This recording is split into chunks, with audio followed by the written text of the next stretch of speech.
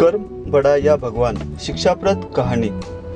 एक गांव में दो पड़ोसी थे जो बचपन के अच्छे मित्र भी थे, जिनका नाम रमन और हीरालाल था। दोनों स्वभाव से काफी भिन्न थे। रमन बहुत धार्मिक था और भगवान को बहुत मानता था। वही हरिलाल कर्म में विश्वास रखने वाला बहुत मेहनती व्यक्ति था। दोनों की आर्थिक स्थिति ज्यादा अच्छी नहीं थी। एक बार दोनों ने मिलकर अपनी परिस्थितियां बदलने के लिए भागीदारी में थोड़ी जमीन खरीदी। उनका विचार था कि इस जमीन में वह अच्छी फसल उगाकर उसको बेचेंगे और अच्छा धन कमाएंगे। अब समय था फसल पाने के लिए खेत में मेहनत करने का।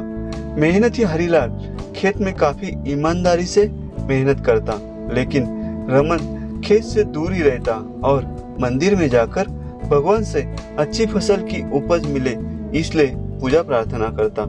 समय बीतता गया और कुछ समय बाद खेत की फसल पक कर अच्छे से तैयार हो गई। इस फसल को दोनों ने व्यापारी को बेच दिया, जिसके बदले उन्हें व्यापारी से काफी पैसे मिले। अब बारी थी पैसों के बंटवारों की, तो घर आकर हरिलाल ने रमन से विनती की कि इस धन का ज्यादा हिस्सा उसे मिलना जाए, क्योंकि उसे ने खेत में ज्यादा मेहनत की है।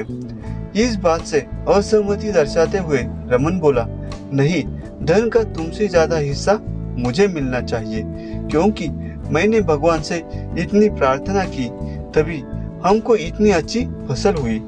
मेरी भक्ति और भगवान ने बिना ये संभव नहीं होता। दोनों ही अपनी अपनी बात पर अड़े हुए थे। वह दोनों इस बात को आपस में नहीं सुलझा सके। धन के बंटवारे के लिए दोनों गांव के सरपंच के पास पहुंचे। सरपंच ने दोनों की सारी बात सुनी और उन्हें पता चला कि असली हकदार हरिलाल है। फिर भी रमन की गलतफहमी दूर करने के लिए सरपंच ने दोनों को ही एक एक बोरा चावल का दिया, जिसमें काफी ज्यादा कंकड़ मिले हुए थे। सरपंच ने दोनों से कहा कि कल सवेरे 7 बजे तक तुम दोनों को इसमें से चावल और कंकड़ अलग करके लाने हैं। कल तुम दोनों की चावल देखकर ही मैं फैसला करूंगा कि इस धन का बड़ा हिस्सा किसको मिलना चाहिए। रमन और हरिलाल चावल की बोरी को लेकर अपने घर गए।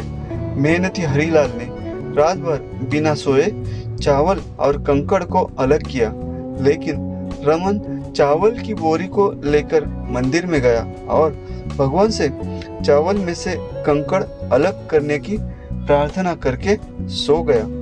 अगले दिन सुबह हरिलाल जितने चावल और कंकड़ अलग कर सका उसको ले जाकर सरपंच के पास गया, जिसे देखकर सरपंच खुश हुआ। रमन वैसी की वैसी बोरी को ले जाकर सरपंच के पास पहुंच गया। सरपंच ने रमन से कहा कि दिखाओ तुमने कितने चावल साफ किए हैं। रमन ने कहा कि मुझे अपने भगवान पर पूरा भरोसा है कि उन्होंने सारे चावल साफ कर दिए होंगे। जब उसकी चावल की बोरी को खोला गया तो उसमें चावल और कंकड़ वैसे के वैसे ही थे। सरपंच ने रमन को समझाया कि भगवान भी तभी सहायता करते हैं जब तुम मेहनत करते हो। सरपंच ने धन का ज्यादा हिस्सा हरिलाल को दिया।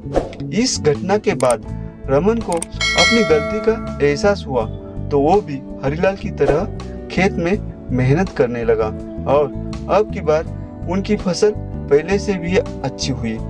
महत्वपूर्ण सीख, इस कहानी से हमें यह सीख मिलती है कि हमें कभी भी सब कुछ भगवान भरोसे नहीं छोड़ना चाहिए। भगवान हमेशा उसका साथ देते हैं जो कर्म करना नहीं छोड़ता। इसलिए हमें किसी भी क्षेत्र में सफलता पाने के लिए जरूरी मेहनत करनी ही चाहिए। दोस्तों, ऐसी और स्टोरियों के लिए हमारे चैनल को सब्सक्राइब करो।